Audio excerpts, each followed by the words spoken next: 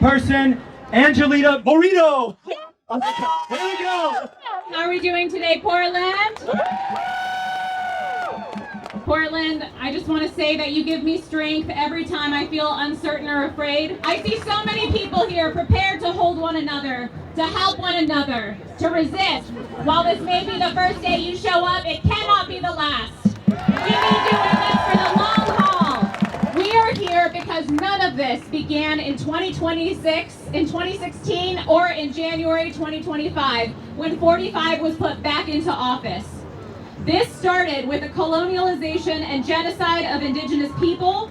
This started with the slave trade. This started with the destruction of Black Wall Street. This started with our congressional leaders being more willing to send billions of our tax dollars to bomb innocent people abroad than to fix our roads or give us health care because their stocks go up when we're at war. Generations before us have lived better lives and worse lives. We will survive this. If there's one thing human beings always get right, is that we always come together in a crisis, and that all the pointless differences that divided us will fall away. This is not the end, this is the beginning. It's not about what we do today, it's about what we do the next day, and the day after that, and the day after that. No matter how hard they try to pit us against each other, we will always remember who the real enemy is. The billionaires, the oligarchs, the tyrants who will destroy every beautiful thing humanity has created for another 12 pieces of silver.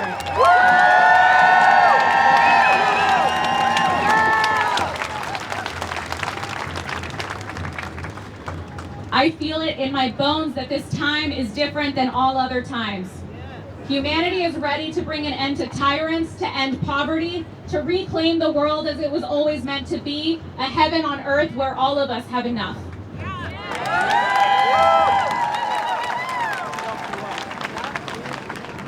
I need you to do something with me, and it's going to be a little bit corny, but I need you to repeat after me.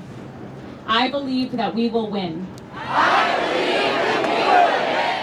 I believe that we will win. I believe that we will win. A little louder. I believe that we will win. I believe that we will win. I believe that we will win. I believe that we will win. Thank you, Portland.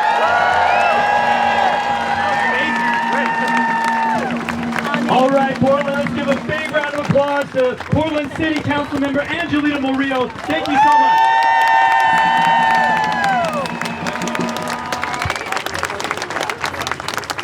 All right, let's do a quick little chant. Stand up! Fight back! Stand up! Fight back! Stand up! Fight back! Stand up! Fight back! Stand on the bridge! Stand up! Fight back! Stand up! Fight back! Next up, we have Portland City Councilperson Tiffany Koyama Lane.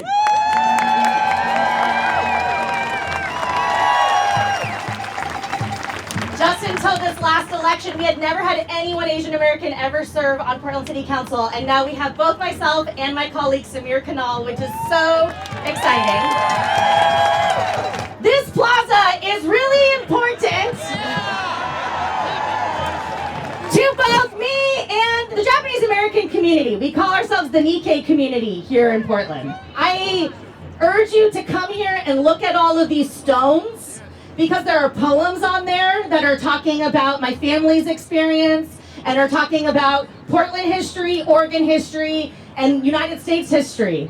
Over 125,000 Japanese Americans were incarcerated, and our rights were taken, and neighbors were turned against us. My great-grandpa Koyama was taken first away from the family, and we know now that part of that strategy was to destabilize the community. So they took a lot of the dads, a lot of the men, to test what they could get away with. I watched the video of Mahmoud Khalil being taken. As I was watching it, it reminded me so much of when I would hear the story of my great-grandpa being taken.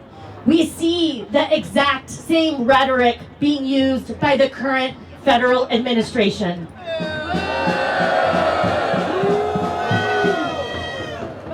We seeing targeting of groups based on their ethnicities.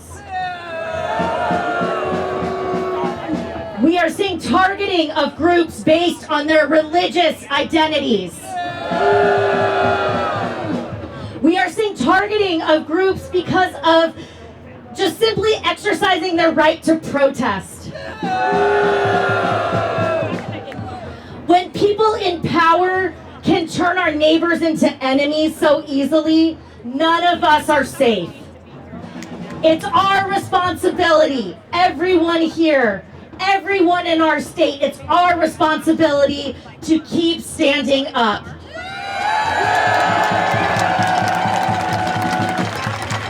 Like other families who've been targets of fear-based, immoral laws, this family trauma still echoes in my life, in my children's life, and many other people's lives. Yet, even through generational pain, we're still so proud that this is our home. I'm so proud to be standing here with you all. We have to stand against the Trump administration, especially as he's doing dangerous things like trying to use the Alien Enemies Act, the exact same act that was used to incarcerate my family.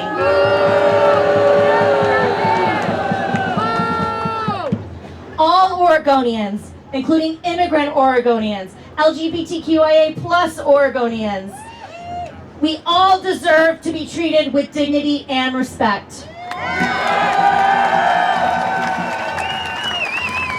So, show me what democracy looks like. This is what democracy looks like. Show me what democracy looks like. This is what democracy looks like. Show me what democracy looks like. This is what democracy looks like. That's right. Thank you so much. All right, Portland, let's get a big round of applause for Portland City Council member Tiffany Koyama Lane. All right, let's get a little chant going. All right, next up we have Portland City Council member Sameer Kanal.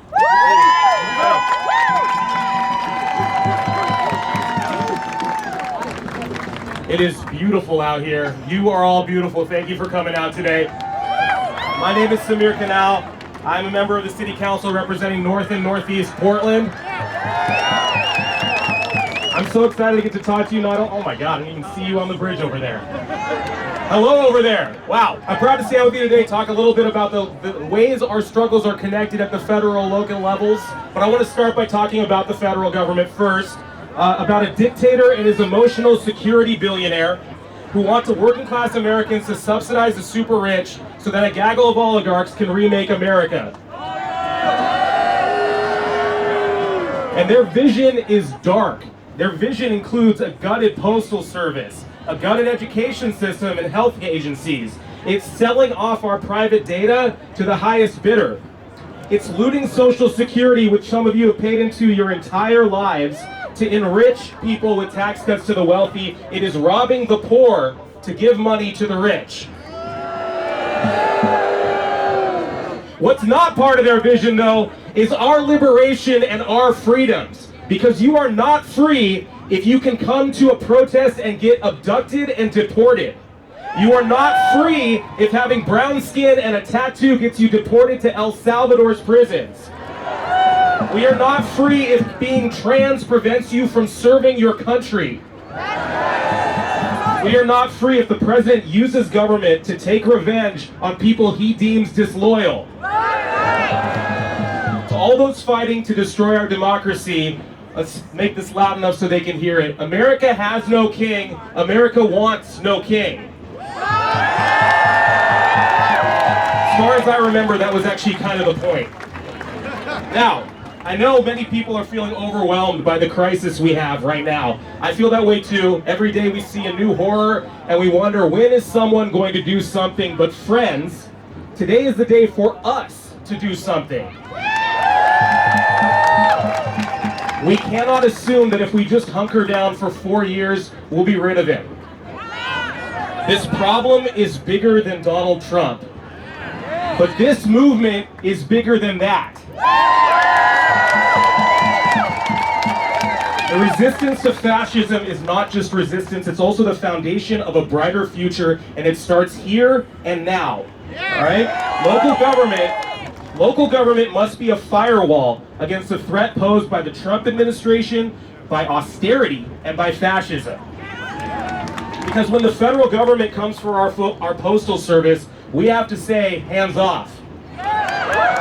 When they come for our health systems and vaccine research, we say, hands off. When they come for our due process and try to kidnap our students, we say, hands off. When they try to take over our local law enforcement so we can't be a sanctuary city anymore, we say, hands off. Thank you. I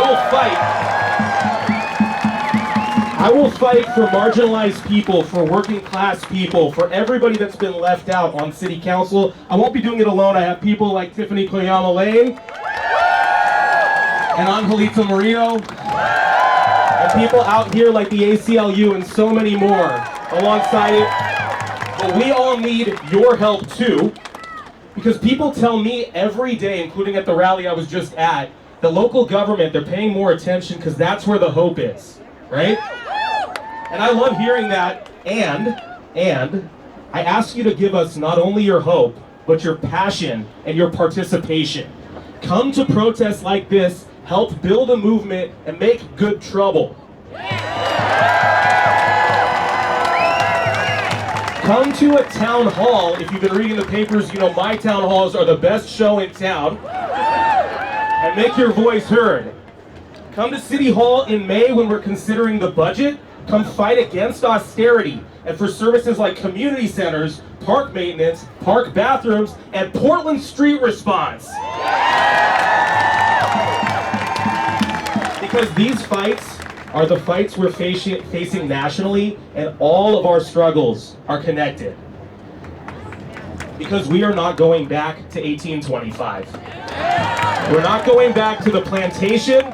We're not going back to the kitchen. We're not going back to the closet. We're not going back to the internment camps. We're not going to be the United States of Russia.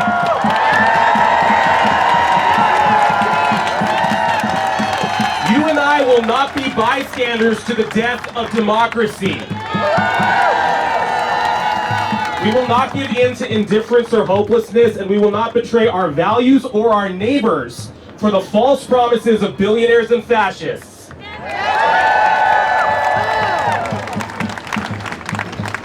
What that really boils down to is this.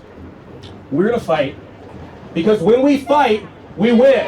When we fight, we win. When we fight, we win. Solidarity forever. Thank you, everybody.